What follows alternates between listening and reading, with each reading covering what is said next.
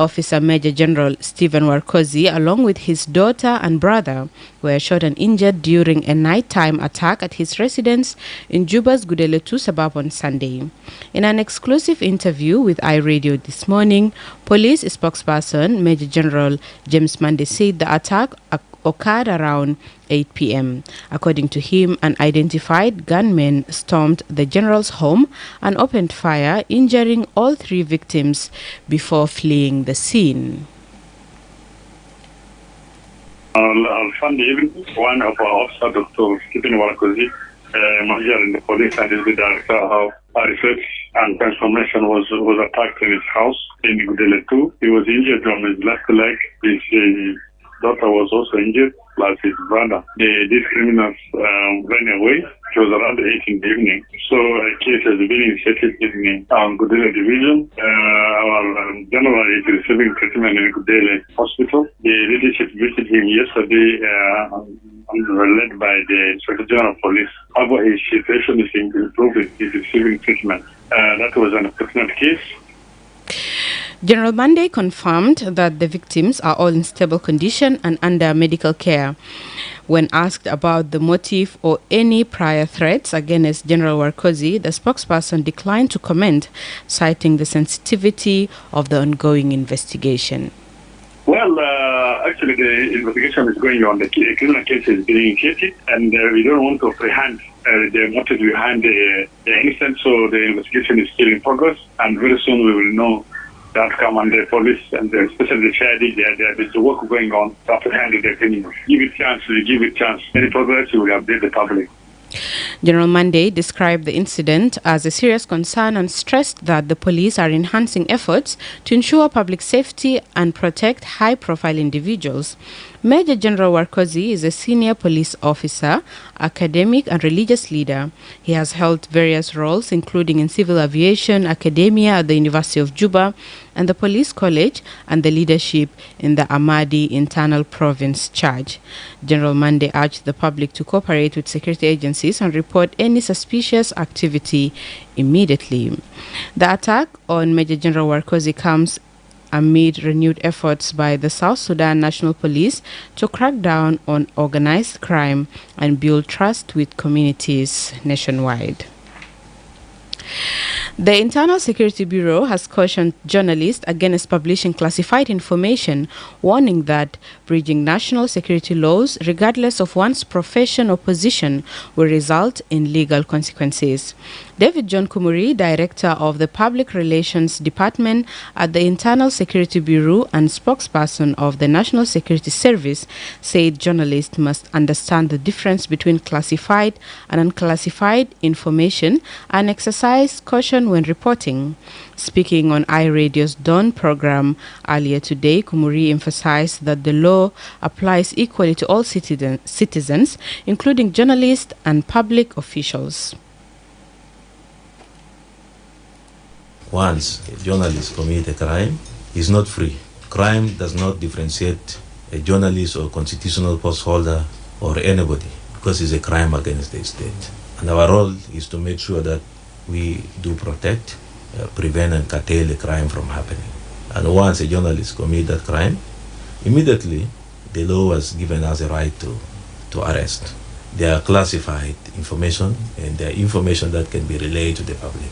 And once the journalist encroaches or has moved to the red line where it becomes a national security threat, as a national security officer, I cannot fold my hands back and wait for that crime to continue against the state. A crime has no boundary. Whether you're a journalist or you're what you committed, my brother, expect to be arrested. I want to recommend that let us be careful when publishing information, and then let's continue to make awareness to our people.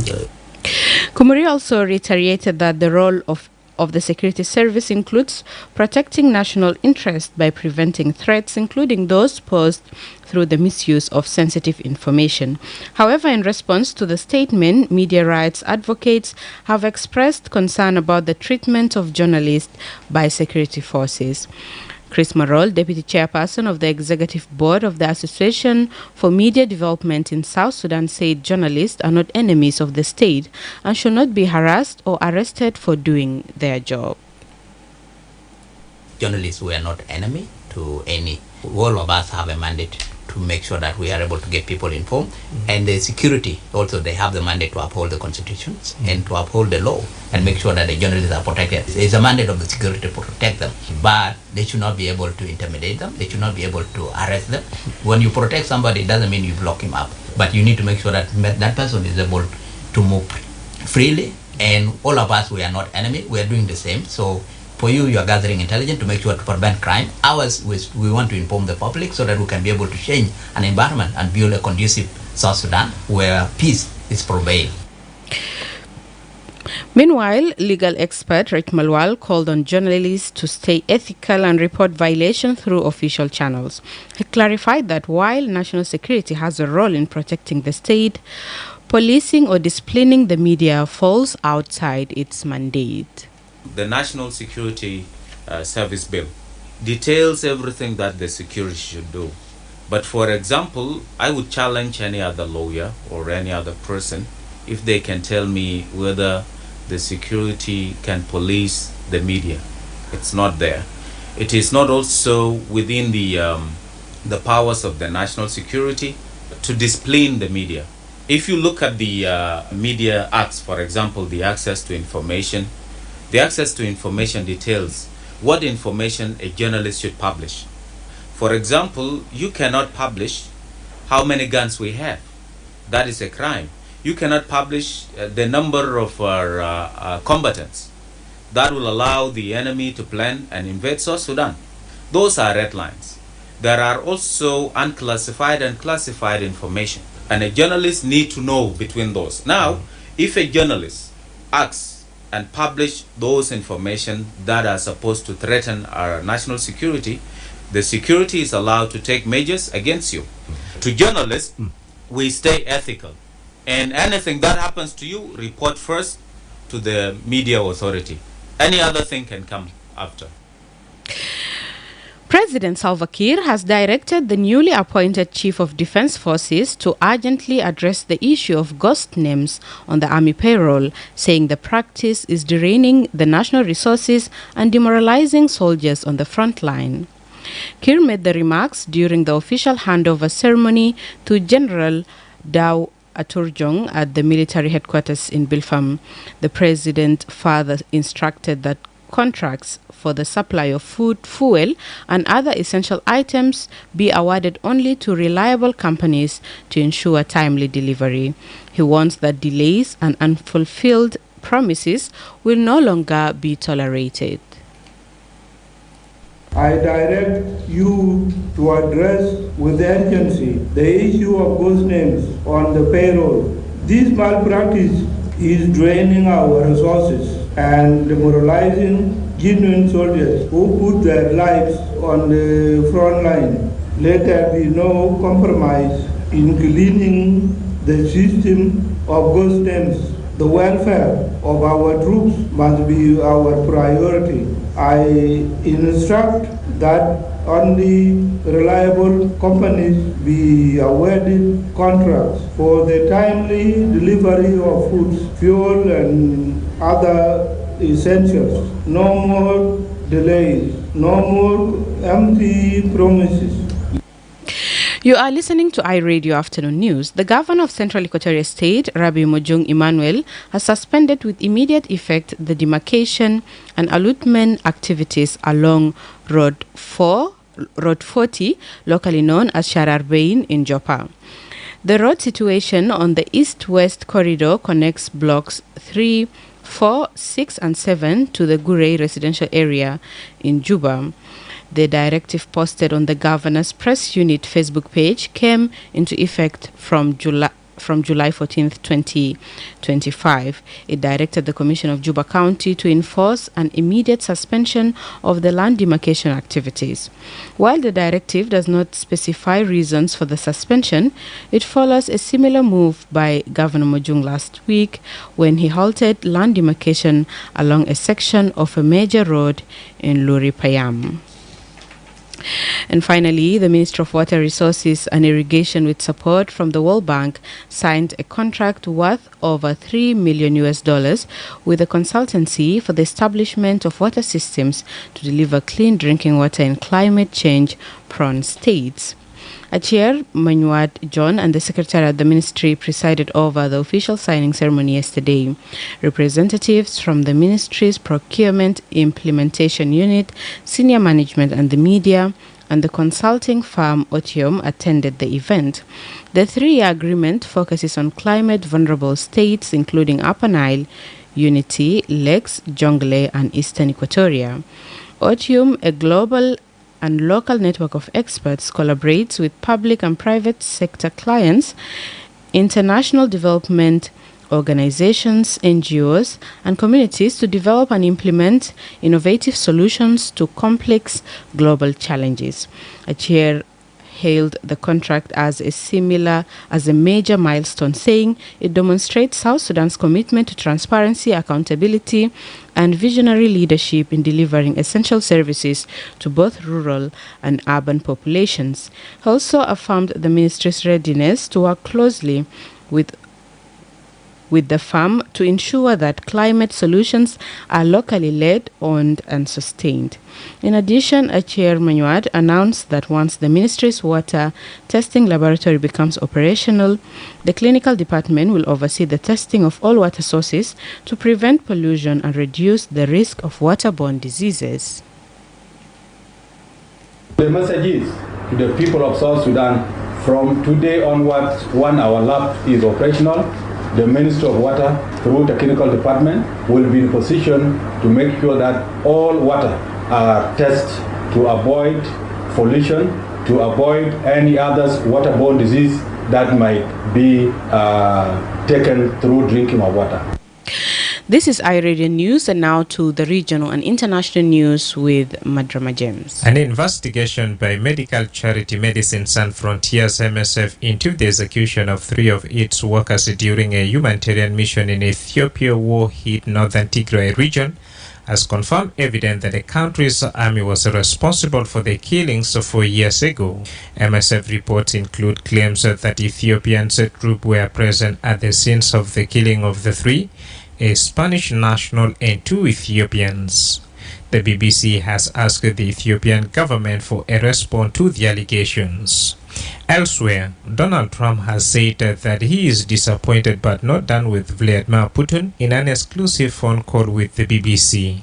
The US president was pressed on whether he trusts the Russian leader and replied, "I trust almost nobody." Trump was speaking hours after he announced a plan to send weapons to Ukraine and warned of severe tariffs on Russia if there was no ceasefire deal in 50 days. Finally, the Australian government has won a landmark climate case against residents of Iceland under siege from the impact of climate change. In 2021, community elders Pai Pai and Paul Kapai launched legal action against the then Liberal government for breaching its duty of care to protect the Torres Strait Island from the impact of climate change. But a federal court judge dismissed the case and said the climate policy was a matter of parliament, not the courts. Thank you, Madrama. And now to the sports news with Lasuba Memo. Thanks, Baria Johnson. In the world of sports, let's begin in the region as the 2024 CAF Women's Africa Cup of Nations enters the quarter-final stage. 4 teams, DR Congo, Tunisia, Tanzania, and Botswana exit the competition, but not without leaving a lasting impression through memorable performances and unwavering determination. Despite a spirited 2-1 comeback win against Tunisia, Botswana's journey ended heartbreakingly on July 14th in Casablanca. With hopes of a quarter-final spot still alive, the Mares watched their fate slip away from Ghana's commanding 4-1 victory over Tanzania, secured the final qualification ticket.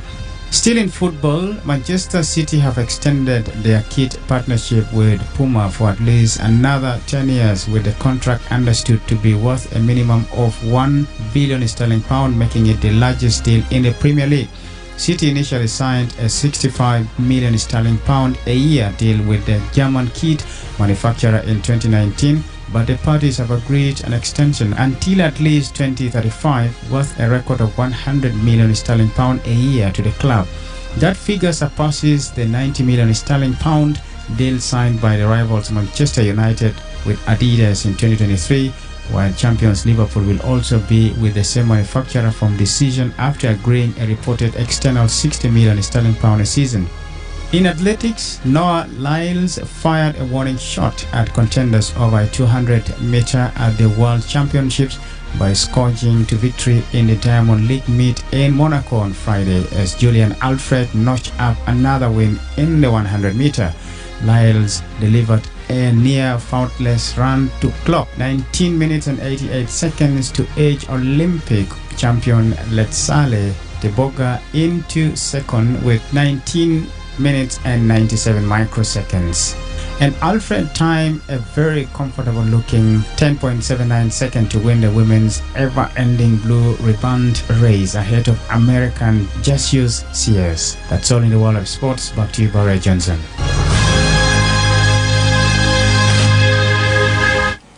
This is iRadio News, and to end this bulletin, here's a recap of the headlines.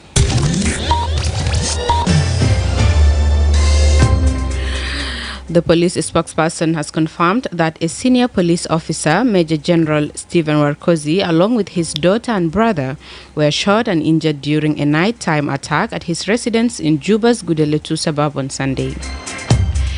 The Internal Security Bureau has cautioned journalists against publishing classified information, warning that breaching national security laws, regardless of one's profession or position, will result in legal consequences.